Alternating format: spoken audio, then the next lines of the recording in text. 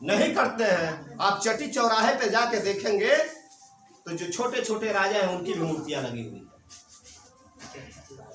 छोटे छोटे नेता हैं उनकी मूर्तियां लगी हुई है, मगर जो विश्व विजेता है उसका मूर्ति भारत में क्यों नहीं लगता है? क्यों नहीं लगता है?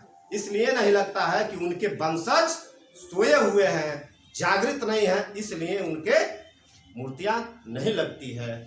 जिसका वंशज जागता है उसके महापुरुष का नाम होता है। अब बाबा साहब डॉक्टर अंबेडकर के नाम सुने हो? बाबा साहब डॉक्टर अंबेडकर के नाम पे छुट्टी नहीं होता था, संविधान रचयिता थे, पर उनके समाज के लोगों ने जागा, लड़ना शुरू किया। आज 14 अप्रैल की छुट्टी होती है कि नहीं सरकारी? पर जो दुनिया में आज अगर जो नोट से अशोक सम्राट को हटा दिया जाए, चिन्ह जो है ये स्तंभ है, आप देखें ये लाट जो लगा हुआ है नोट पे होता है ना, अगर जो उसको हटा दिया जाए तो क्या वो नोट चलेगा? स्टैम्प पेपर से अगर जो हटा दिया तो चलेगा? भारत का पहचान ही हमारे पुरखों से है, मगर उस पुरखे के नाम पर एक भी छुट्टी नहीं होता है। क्यों?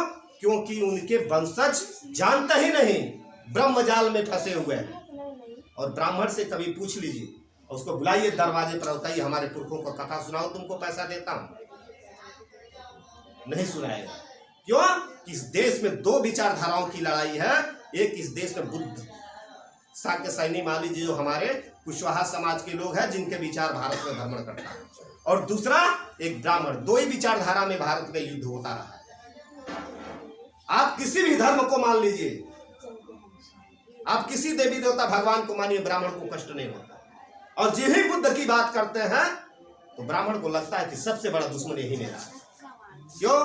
कि बुद्धिजीव व्यक्ति से ही ब्राह्मण को डर लगता है, और बुद्ध का मतलब ही है कि बुद्धिजीव व्यक्ति, बुद्धि का विकास होता है, बुद्ध को जान लेंगे। देखिए हमारे घर में बुद्ध का विकास, बुद्धि का विकास होता है, और यही बात जो है इन लोगों को हजम नहीं होता है। लड़ाई हमारे और ब्राह्मणों के बीच में कैसे है?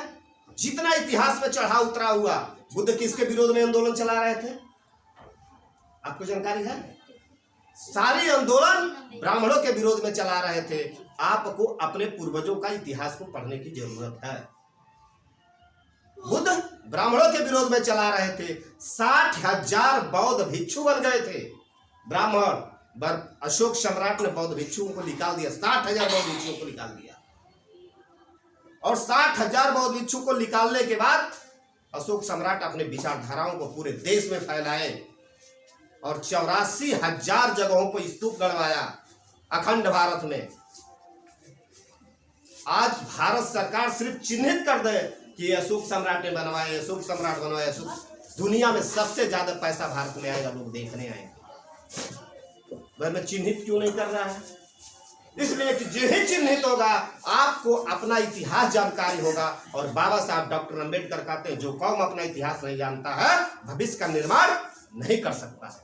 आज हमारा समाज अपने इतिहास को नहीं पढ़ता।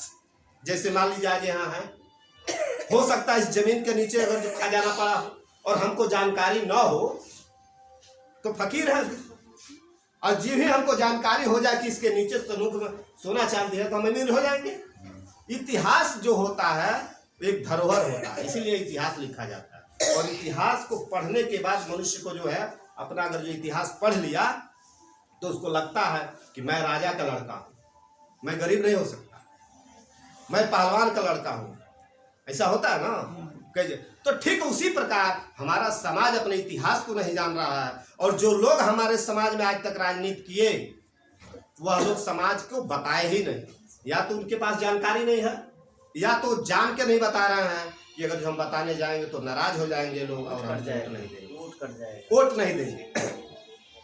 अगर जो हम लोग समाज को जागृत करते हैं, गांव-गांव जाके समाज को जागृत अगर जो करते हैं, हमारा समाज जागृत होगा तो अशोक सम्राट और चंद्रगुप्त मौर्य के भी नाम पे छुट्टियां इस देश में होनी चाहिए। होनी चाहिए कि नहीं होनी चाहिए? एकदम होनी चाहिए। इसलिए कि यह विश्व विजेता है, गांव-गांव में स्तंभ होना चाहिए। हम लोग घर बनवाते हैं, तमाम चीज लगवाते हैं, क्या 2-4-10 हजार का स्तंभ नहीं लगवा सकते? ये हमारी निशानी है, हमारा पहचान है। ये मौर्य वंश का ये जो स्तंभ है ये हमारा पहचान है। अगर भारत का पहचान कहीं होता है ये मौरों से होता है। मगर इस देश में क्या है, हम लोगों का कोई महत्व नहीं है। तो समाज को जागृत करके और एकजुट करके और अपना हक और अधिकार लेना है कि हम भी दिखाएंगे कि विश्व विजेता का वंशज है, साधारण व्यक्ति नहीं है। बड़ी जानेंगे कैसे? जब हम अपने पुरखों का इतिहास पढ़ेंगे और पढ़ने के बाद अपने समाज को बताएंगे तब। जब अभी चर्चा तमाम वक्ताओं ने किया रामायण महाभारत में, साथियों इस देश में राम नाम का व्यक्ति भारत में पैदा ही नहीं। बड़े बड़े विद्वान लोग बताते हैं ना, बड़े बड़े मंच पे चढ़ के कहते हैं ये काल्पनिक कहानी है। ये मैं बताना चाहता हूं इसलिए कि हम लोगों को दूर भी जाना है, कम समय में आप लोगों को मैं बता दे रहा हूं। ये जो चंद्रगुप्त मौर्य हैं, चंद्रगुप्त मौर्य के 10वें पीढ़ी में जो राजा हुआ करते थे हमारे पुरखे, उनका नाम था भद्रथ मौर्य। ये कब हुआ करते थे? 185 ईसा पूर्व। इस देश में राम नाम का व्यक्ति नहीं था और 185 ईसा पूर्व में हमारे पुरखों का शासन हुआ करता। और जब इस देश में हमारे पुरखे शासन किया करते थे, आप इतिहास को अध्ययन कर लीजिएगा, कोई विदेशी आक्रमणकारी इस देश पे नजर उठा के नहीं देखता।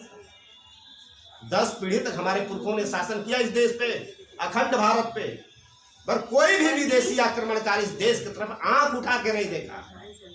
इस तरह से हमारा इतिहास है।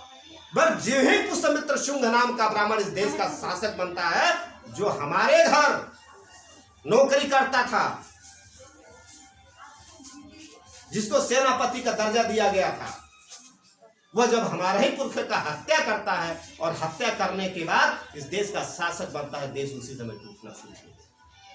आज 15 टुकड़ा में बटा हुआ।